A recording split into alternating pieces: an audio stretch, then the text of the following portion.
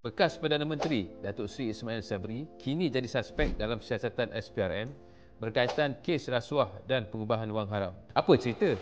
So yang pertamanya, inilah bukti bahawa reformasi yang dibawa oleh Kerajaan Madani dan Perdana Menteri Anwar Ibrahim memang tengah berjalan dengan berkesan. Sebelum ni orang selalu cakap kalau ada kes besar macam ni mesti ada motif politik. Tapi Ketua Pesuruhjaya SPRM Tan Sri Azam Baki sendiri dah jelaskan siasatan ini tak ada kaitan langsung dengan politik. Semuanya ikut prosedur dan maklumat yang diterima. Tak ada dah istilah kau tim atau pilih kasih. Okey, sekarang kita tengok fakta kes tu.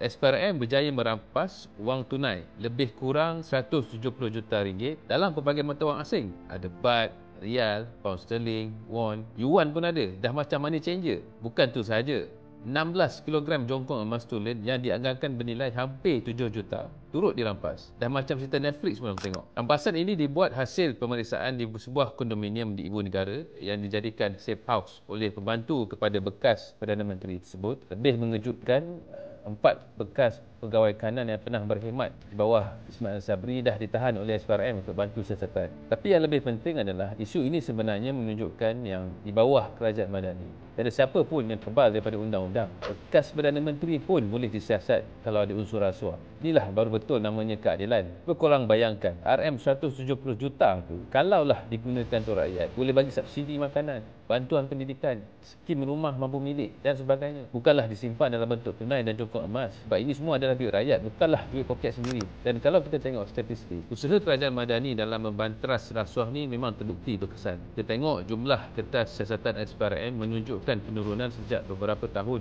kebelakangan ini. Contohnya pada tahun 2021 ada 828 kertas siasatan, kemudian tahun berikutnya turun jadi 820 kes. Yang menariknya jumlah tangkapan pula meningkat, iaitu pada tahun 2023 ada 1137 tangkapan, naik 25% berbanding tahun sebelumnya. Maksudnya SPRM kali ini memang betul-betul buat kerja mereka lah. Bukan tu sahaja, PMX dan juga Kerajaan Madani juga tengah berusaha kuat untuk pastikan kebajikan rakyat juga turut terjaga. Fokus sekarang ini bukanlah sekadar nak tangkap perasuah semata-mata, tetapi nak pulihkan ekonomi negara supaya rakyat tak terus terbeban dengan kos sehari hidup. Jadi ini bukanlah soal politik, tapi soal integriti dan keadilan untuk rakyat. Bayangkan kalau kes sebesar macam ni tak disiasat, sampai bila rakyat nak jadi mangsa? Inilah bezanya antara Kerajaan Madani dengan kerajaan lama yang penuh dengan isu dan skandal. Maknanya PMX bukanlah sekadar sembang, tapi memang buat kerja.